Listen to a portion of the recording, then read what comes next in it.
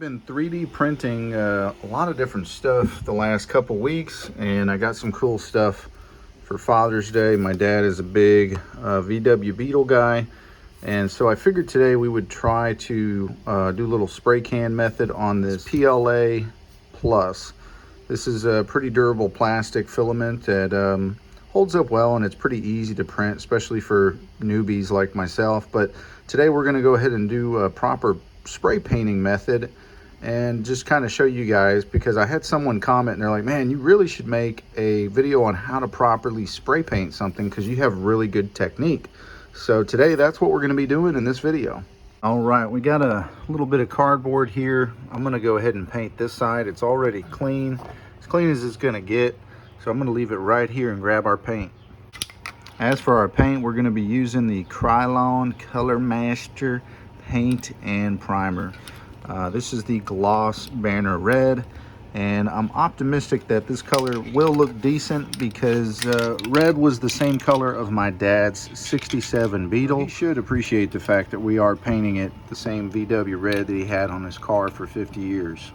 It's always best to shake up a warm can of spray paint rather than a cold can. So if you live in a really cold climate, you might want to bring it into the house and let it get acclimated to the temperature in the room if you have the heater going before you get out there and start spraying.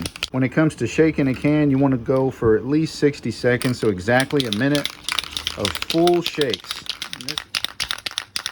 All right, after shaking it up for a good minute, it's time for us to go ahead and pop the top and do a little test spray off to the side.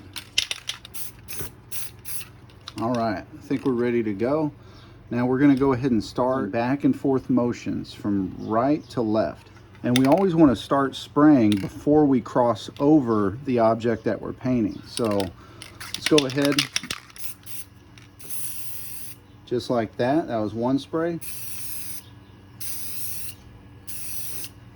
And we're going to work this motion back and forth, starting and stopping away from the actual object that we're painting.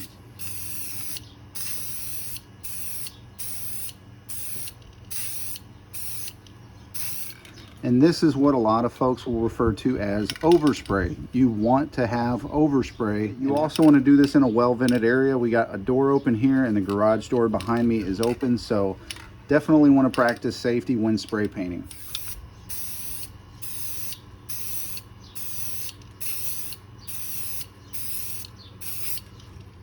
That looks pretty great.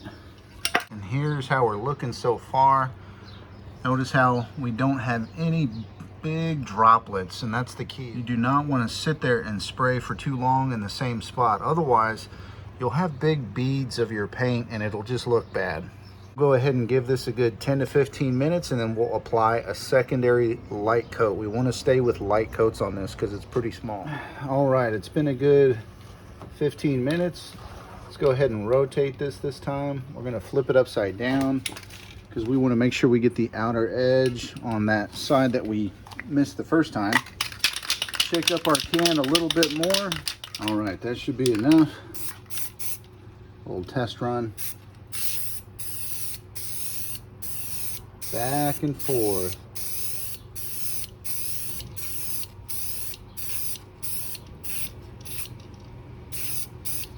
I think that is all we need right there. Not too much, not too little. This is just the right amount. 2 small coats, nice and thin, and it's going to prevent us from having any of that droplet formation where it kind of bubbles up in one area because of heavy spraying. So I'll let this dry and I'll show you guys the results.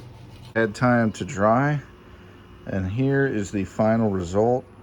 Really nice coloration. Overall, we got a really pretty even coat. And it's a nice deep red color, so I think this pops. Hopefully this video helped you guys in one way or another to get a nice spray on your project, whatever you're working on, whatever you're painting. But as always, we greatly appreciate you guys watching our videos. Please drop a comment if this video helped you in one way or another, and we will see you guys on the next one. Take care.